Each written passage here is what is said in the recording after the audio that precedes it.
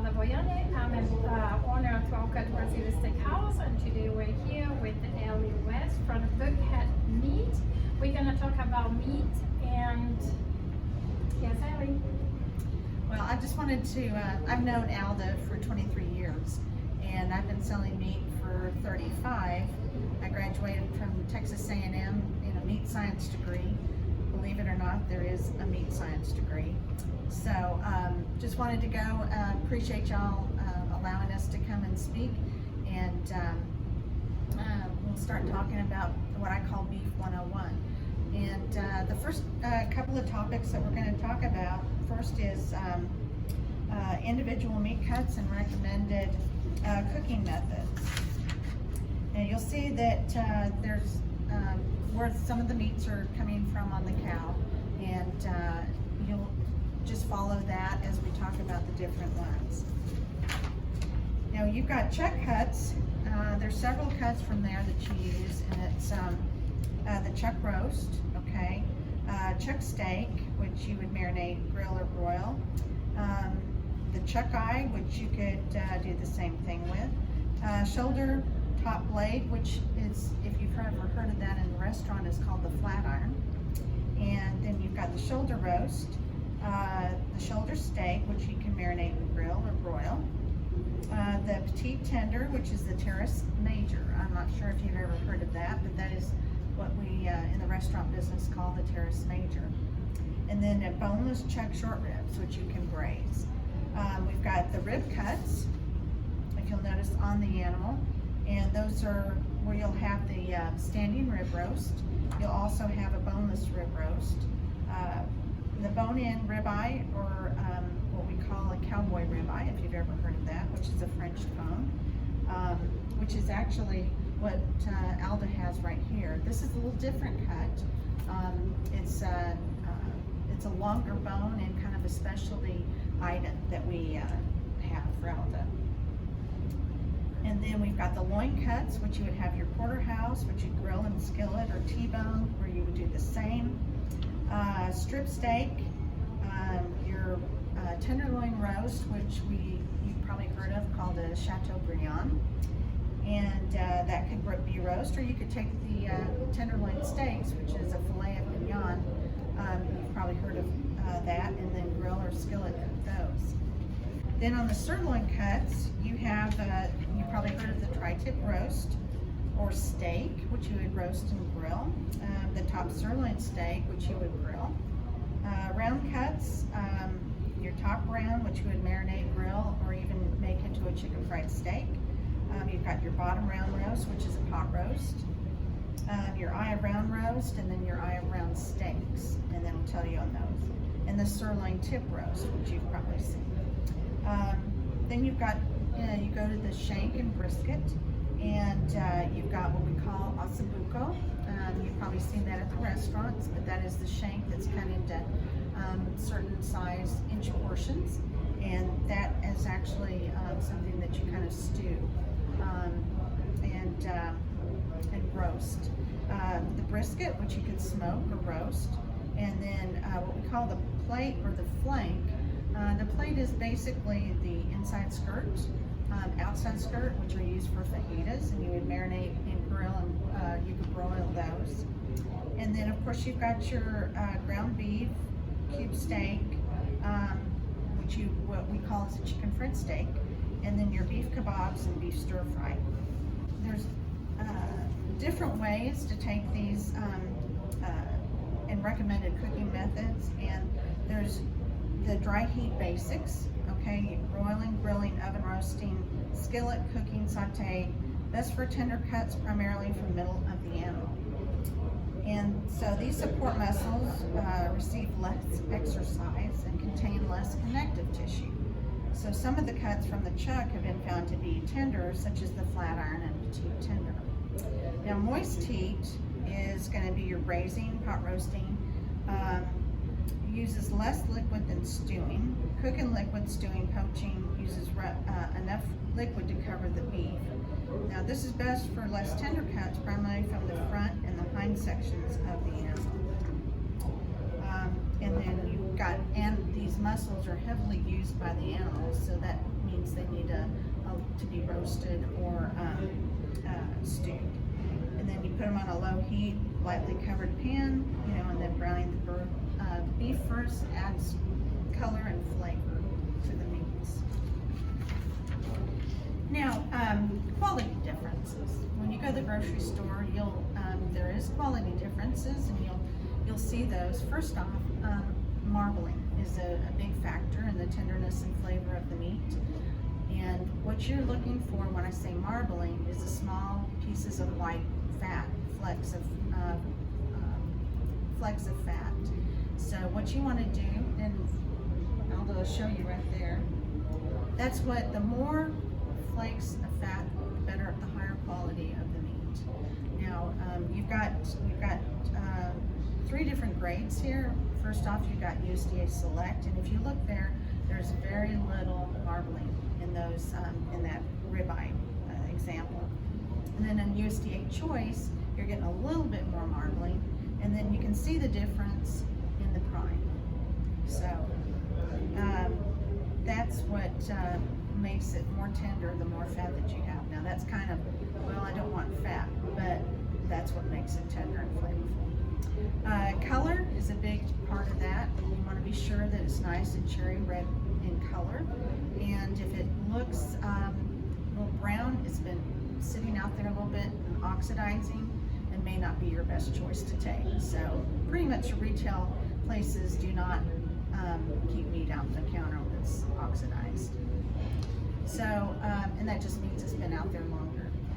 You'll also have in these subprimals, if you go to say your Costco's or you'll see where it's not a bright cherry red color. It's almost like a purplish red.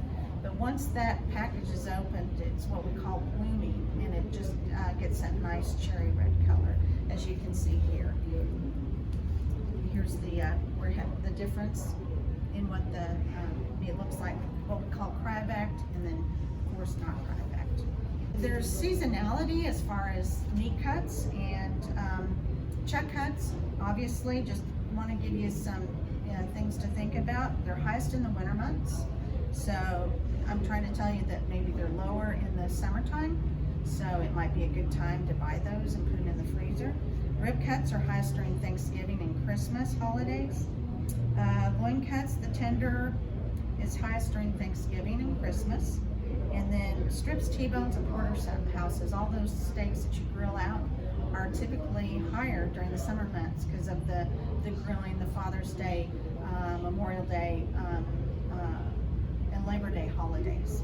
The sirloin, again, is an outdoor cut that you would grill, so it's going to be highest during the summer. Same with the rounds. And then flank and skirt steak are obviously grilling items that you marinate and grill out on your grill, so those are going to be highest. And brisket too. Brisket is something that you smoke, and you're going to see it's going to be higher in the summer months. Now, talking about safe handling practices, the temperature we say temperature is everything, okay? And you want to keep it cold. The optimum temperature for fresh meat storage is 35 to 40 degrees.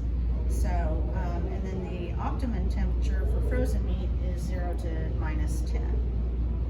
Now, best practice for thawing meat in the refrigerator. That is your best practice, and I won't, disclose anything more than that because this is your way to do it. Now, if you do it something different, then I understand. I think most of us do, but typically you want to do 2 to 3 days for smaller pieces and put it in your refrigerator, and then anywhere from 5 to 10 days for larger pieces of meat. That is your best way to thaw product. Now, you'll see there's different ways to determining doneness of the steaks, and very rare and rare. You'll see the different temperatures, and to me, I think that's the easiest. I married a chef out of the trade, thank goodness, and because otherwise we'd be starving. But He is, of course he does it by touch, but for me, it's gotta be a thermometer. So this will give you the different temperatures and degrees of doneness that you wanna use. That's a good chart to use. There's just some cooking tips. You wanna always slice the muscle grain against the muscle grain so that it's easier to chew. And because if you slice it with the grain, let's say like on fajitas, okay, if you're going across rather than against it, then it's going to be really chewy. Acetic marinades are best for tenderizing meat faster. That would be pineapple juice or lemon juice, orange juice, things like that. You can use a fork to tenderize the meat and allow more penetration of the marinade. And then steak cuts, you want to marinate about 15 minutes to 2 hours for desired flavor, whatever you prefer. And then less tender cuts are best marinated for at least 6 hours, depending on the marinade profile. So I hope that this has been a quick and brief Beef 101. I hope this helps, and thank you for having me. So here at 12 Cuts, we do a little different from marinade. We use salt.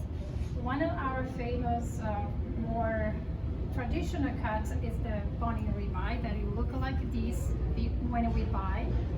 And then this is what we grill and skewer, and this will look like. And you can cut a pieces so we can show. This is very tender, very good.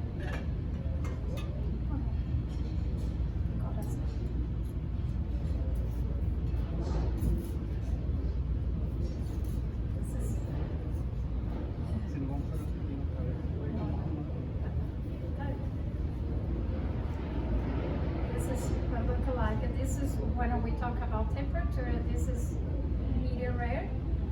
This is what I like it. So I bring it on one of our famous recipe, the 12 Cuts salad. That is a very good salad. Goes with the all meat, pork, chicken, lamb, sausage, and special the beef.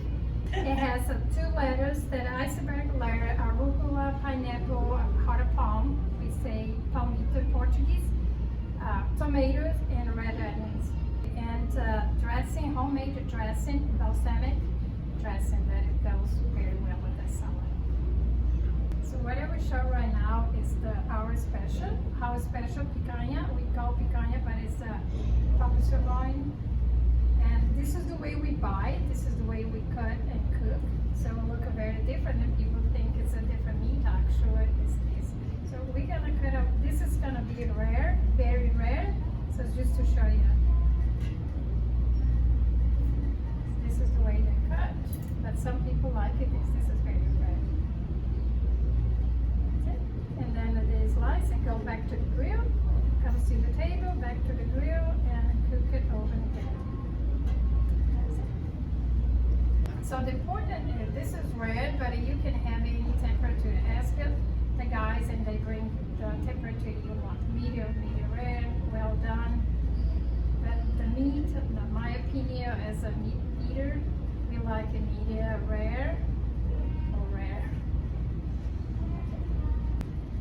Thank you for letting us present the restaurant and the meat, and to be part of what I'm gonna sell, that I was part of the past until last year. So I'm glad, I hope you guys like it, and thank you again. And it comes to see us at 12 Cuts Brazilian Steakhouse at 1810 Dallas Parkway, Dallas, Texas. Thank you.